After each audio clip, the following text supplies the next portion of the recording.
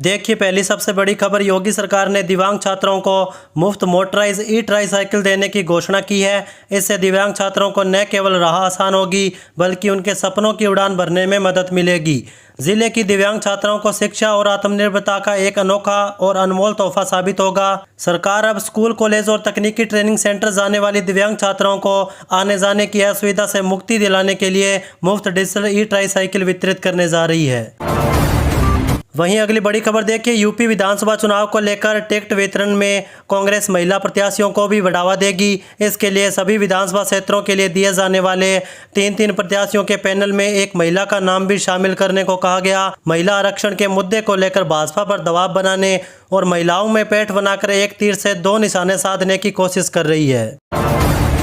चलिए अगला अपडेट देखिए, पिछले वर्ष अगस्त और सितंबर में हुई अधिक वर्षा और खेतों में जल भराव के कारण 4,442 हेक्टेयर से अधिक भूमि पर लगी हुई पूरी फसल बर्बाद हो गई थी। प्रभावित किसानों को 75,000 रुपये प्रति हेक्टेयर की दर से सहायता राशि दी जाएगी। इसके लिए दिल्ली सरकार ने लगभग 33 करोड़ रुपये से अधिक की राशि को स्वीकृति दी। प्रभावित किसानों के बैंक खातों में मुआवजे की राशि भेजी जाएगी। वहीं आगे मौसम अपडेट पर नजर डालते हैं। देखिए, देश में प्रचंड गर्मी और उमस के बीच मौसम विभाग ने अब राहत देने वाला अलर्ट जारी किया। मौसम विभाग ने यूपी, बिहार समेत 15 राज्यों में भारी बारिश और तूफान का अलर्ट जारी कर दिया है। इस बारिश के साथ 70 किलोमीटर प्रति घंटे की रफ्तार से तेज आंधी चल सकती है। वहीं तेज हवा के चलते पेड़ पौधों को नुकसान पहुंचने की आशंका जताई गई। पहाड़ी राज्यों के लोगों के लिए भी टेंशन वाला अलर्ट जारी किया गया। वहीं पूर्वी भारत के कई राज्यों में आसमानी बिजली गिरने और बादल गरजने की चेतावनी जारी की गई है। वहीं देखिए, संसद का मानसून सत्र 20 जुलाई से शुरू हो रहा है। अब चर्चा है कि सरकार इस सत्र में महिला आरक्षण संशोधन विधेयक को फिर से ला सकती है, जिसके तहत 2029 में इसे लागू करने की तैयारी होगी।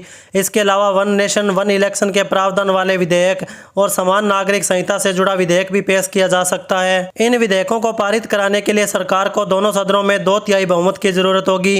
राज्यसभा में एनडीए सरकार की स्थिति 150 सांसदों के समर्थन के साथ मजबूत है, जहां 161 की जरूरत होती है।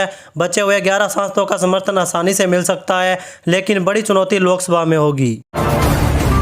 चलिए अगला अपडेट देखिए, दिल्ली सरकार ने राशन कार्ड से वंचित लोगों को बड़ी राहत दी। सरकार के नए आदेश के अनुसार अब वार्षिक आय सीमा को 1,20,000 रुपये तक बढ़ाकर 2.5 लाख रुपये कर दिया है। सरकार के इस फैसले से उन लोगों को फायदा होगा जो अभी तक राशन कार्ड का लाभ नहीं ले पा रहे थे।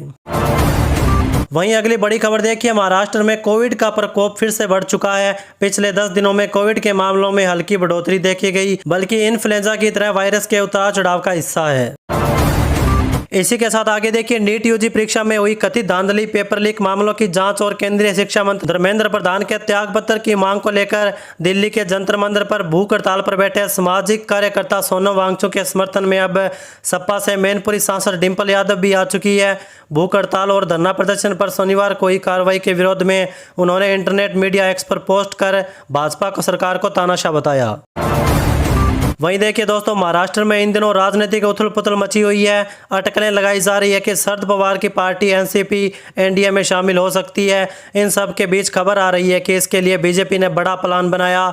सूत्रों ने भारतीय जनता पार्टी के वरिष्ठ नेताओं का हवाला देते हुए कहा कि शरद पवार गुट के साथ आधिकारिक तौर पर जुड़ने के लिए एनसीपी के 2 विरोधी गुटों का फिर से एक होना जरूरी होगा।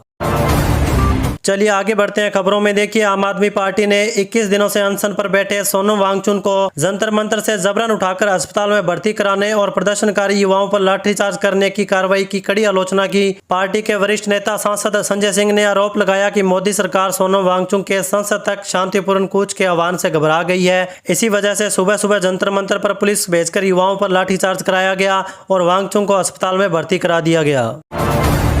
वहीं अगली बड़ी खबर देखिए, लोकसभा में नेता प्रतिपक्ष राहुल गांधी ने देहरादून में छात्रों के साथ संवाद के जरिए उत्तराखंड के युवाओं को साथ देने के लिए भर्ती प्रक्रिया, बेरोजगारी, पलायन और शिक्षा जैसे मुद्दे उठाए। लेकिन छात्रों की गूंज कार्यक्रम में यह अपेक्षा के अनुरूप प्रभाव छोड़ता नहीं दिखा जितना कांग्रेस को उम्मीद थी।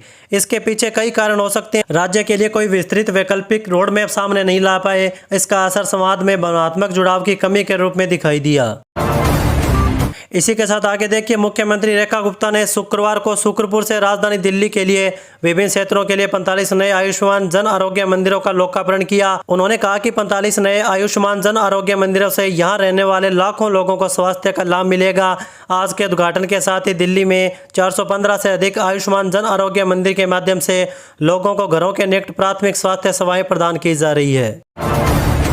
वहीं देखिए दोस्तों, सरकार ने लोकसभा सीटें बढ़ाने और 2029 से महिला आरक्षण कानून लागू करने के लिए संविधान संशोधन बिल पास कराने के लिए संसद में 2/3 बहुमत जुटाने की पूरी कोशिश कर रही है। अब इस दिशा में सरकार को एक अहम कामयाबी मिल सकती है। 22 सदस्यों वाली डीएमके पार्टी ने कहा कि अगर सरकार यह गारंटी दे कि परिसीमन से तमिलनाडु और दूसरे दक्षिणी राज्यों के हितों को नुकसान नहीं होगा और राज्यों का हिस्सा पहले ही साफ कर दिया जाए तो वह बातचीत के लिए तैयार है।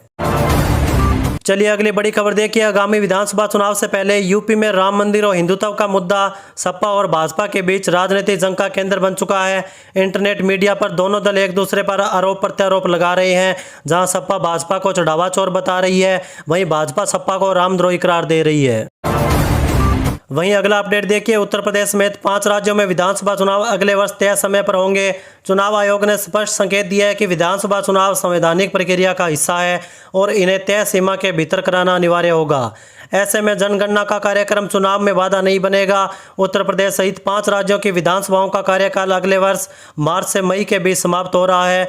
उत्तर प्रदेश विधानसभा का कार्यकाल अगले वर्ष 22 मई तक है, जबकि उत्तराखंड का 28 मार्च, पंजाब का 16 मार्च और गोवा 14 मार्च और मणिपुर का कार्यकाल 13 मार्च को समाप्त हो रहा है। वहीं देखिए दोस्तों, मुख्यमंत्री योगी आदित्यनाथ ने बुलंदशहर में 576 करोड़ रुपए की 57 परियोजनाओं का शिलान्यास लोकार्पण किया। उन्होंने 2017 से पहले की अव्यवस्थाओं की तुलना में वर्तमान में यूपी के विकास और कानून व्यवस्था में सुधार पर जोर दिया। मुख्यमंत्री ने कहा कि 2017 से पहले प्रदेश में हर जिले में दंगा होते थे, हर थाने में माफिया था, हर जिले में सिंडिकेट बने हुए थे जो युवाओं के रोजगार को प्रभावित कर रहे थे। 2007 से 17 तक प्रदेश की शुगर मिलों को बेचा गया, लेकिन अब ऐसा नहीं है।